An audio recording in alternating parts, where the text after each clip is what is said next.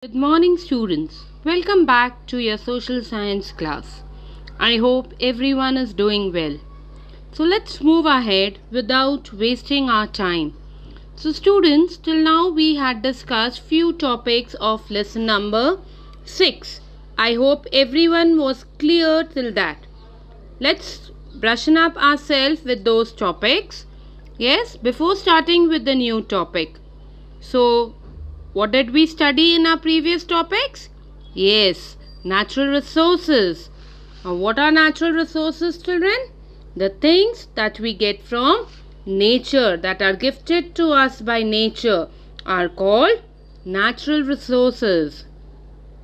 Children, even further we had studied little bit more in detail about these natural resources. That is, natural resources are of two types, that is renewable and non-renewable resources. Then moving further, we had also discussed about what are rivers and lakes. Can anyone tell me what are rivers and lakes? Yes, of course, they are nothing but the sources of fresh water, where all the rainwater is being collected. Now, without wasting our time, let's move further with one more sources of fresh water, that is dams. Beautiful, lovely picture ma'am has brought. Oh, lovely, these are dams? Yes, yes, of course, they are dams. But what are these dams, children? Yes, yes, dams are strong walls that are built across the rivers to stop the flow of water. These walls hold back the flow of water. Apart from these, children, they have special gates. Can you see the special gates? Yes, these special gates are called sluice gates. What are they called? Yes, they have special gates called the sluice gates, which helps them to control the flow of water.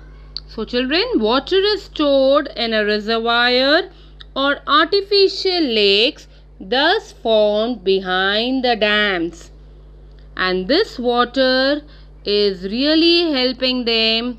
The water which is stored here, yes, the water which is stored here, children, is then channelized for irrigating fields. You can see over here in this beautiful picture, the dams are built across the rivers, and then the water is being provided to different parts of the fields so that farmers are able to grow different types of crops.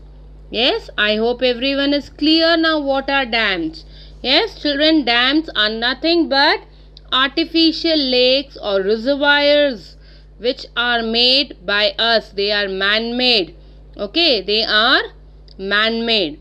Yes, now you need to be very careful while spelling out the word reservoir. Children, it's a general mistake which everyone makes because it is being pronounced in the same way, reservoir. Actually, it is reservoir, reservoir. Okay, but we generally make mistakes while pronouncing it. So do not make mistakes while spelling out the word reservoir. It is reservoir. I hope everyone is clear till here. So in short, what are dams? Dams are strong walls that are built across the river to stop the flow of water. Now, how these dams help us, children? Dams ensure an adequate supply of water by storing water in times of surplus. Surplus means when extra rainwater is there, when it is raining very heavily, and all the sources of water like rivers, lakes, ponds, wells, tanks, everything is filled up with rainwater. But apart from that, where we will store the extra rainwater? Yes, all the extra rainwater is being stored in the dams. And this rainwater which is stored in the dams helps us when there is shortage of water, where there are no monsoons. Yes, that is, it helps in releasing in times of scarcity, and it also helps us to prevent floods. Yes, it also helps us to prevent floods. So all the extra rainwater is being collected in the dams, it is being stored in the dams, and whenever we require water, okay, whenever there is shortage of water, they are opening these sluice gates one by one. Yes, they do not open all the sluice gates together. One by one, according to the need, according to the requirement, these sluice gates are opened and the water is being released in the rivers. Children, apart from these, dams also helps us to generate hydroelectricity. Now, what is that? How can it generate hydroelectricity? I will just explain you in short. Okay. The water which we have seen right now, that the water which is flowing in the dams is flowing with a great speed, and dams are huge walls. You can see that dams are huge strong walls which are built at a height. So the water in the dams which is falling from a great height with a great speed generates hydroelectricity when it releases kinetic energy. It is just for you to understand it better.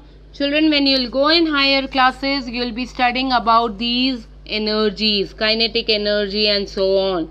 Right now, you need to only understand in an easiest way is that dams are also used to generate hydroelectricity. Now, what is hydroelectricity? Electricity that is generated from water. How is it being generated?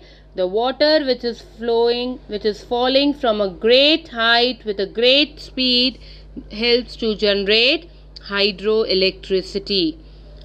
Yes, so these dams are really helpful to us, isn't it? Yes, children, these dams are really helpful to us. They help us in many ways. Yes, these dams are helping us in many ways. They help us to store all the extra water. Then they provide us water when there is shortage of water, when there is scarcity of water. They also help us to prevent floods. Then they are also used to generate hydroelectricity. Yes, so dams are really helpful to us in many ways. And as these dams are helpful to us in many ways, for this reason, children, dams are also called multi-purpose projects, and therefore development of irrigation system is necessary. I hope everyone is clear with what are dams. Now let's just move ahead with some simple examples of these multi-purpose dams. Okay, few examples of these dams. Now which dam is this, children? Yes, it is Bhakra Nangal project, or we can say Bhakra Nangal Dam, which is built on Satluj River, and it is one of the biggest dams in India. It is one of the biggest dams in India. Yes, the reservoir created by this dam is called Gobind Sagar. Who was Gobind? Why it is called Gobind Sagar?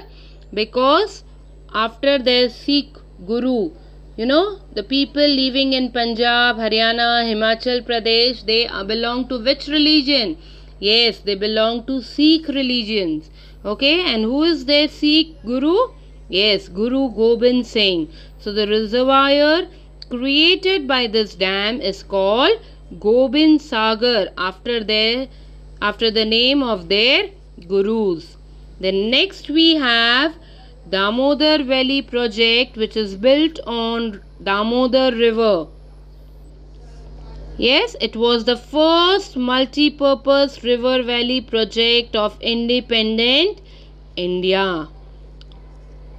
Next, moving ahead, we have Hirakud Dam. Oh, lovely. See this beautiful dams. Children, all these dams are built on some or the other rivers according to the rivers flowing in that particular state. So next we have Hirakud Dam. It was built across the Mahanadi river in Odisha to prevent flooding of the Mahanadi Delta. It is the longest man-made dam in India, and the reservoir which is created by this dam forms the largest artificial lake in Asia. Apart from these dams, children, we also have Nagarjuna Sagar Dam, which is built on river Krishna. It is also the world's largest masonry dam. Yes, I hope you all are clear till here. Now last but not the least, children, we have Krishna Raja Sagara Dam, which is one of the first multi-purpose dams to be built in India near Mysuru in Karnataka across the river Kaveri. The whole project was designed by Sir M. Vishveshwaraya. This dam was amongst the first dam in the world to use automatic sluice gates. Yes, this was the first dam in the world to use automatic sluice gates. Children, apart from that, we have still many dams. Just an example of those dams. I'm just giving you an example. Yes, we have some more dams that are interesting to visit. That is, we have Pichi Dam, Idukki Dam in Kerala. Then we have Dudhwa Dam built across the river Mahanadi in Chhattisgarh. We have Sardar Sarovar Dam built across the river Narmada in Gujarat. Then we have Bansagar Dam built across the river Son in Madhya Pradesh. We have Mettur Dam which is built across the river Kaveri in Tamil Nadu. I hope, children, you all are very clear with what are dams and the names of different types of dams.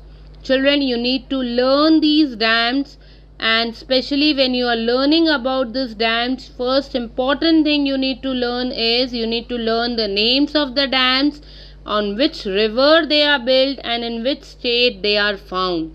This we'll be doing in our map work also, and this type of question I can ask you in your exams, that on which river which dams are built and they are found in which states. Children, and whenever the most important part, that whenever this location of dam was planned, they were supposed to keep some important points in their mind, that the people who are living across the rivers, on the banks of the rivers, small villages are built on the banks of the rivers, they should not go underwater, and that is why they were being shifted to other places. Apart from that, many forests and animals also may get destroyed. So they were supposed to take care of all these things when they were planning of how to make the dams. When they were working on the projects of the dams, these things they were supposed to keep in mind, that nothing should get destroyed. Or I hope now till here everyone is clear. With this, children, this was the last video of our chapter number 6. With this, we complete our chapter number 6, and I hope everyone is clear. Even ma'am has discussed all these topics through your Zoom classes. When you sit for studying this chapter, you can listen to the videos sent by your teachers, so that if you have any doubts, your doubts are cleared. Still, if you have any doubts, you are always welcome to ask your teachers. So goodbye everyone, and take care of yourself.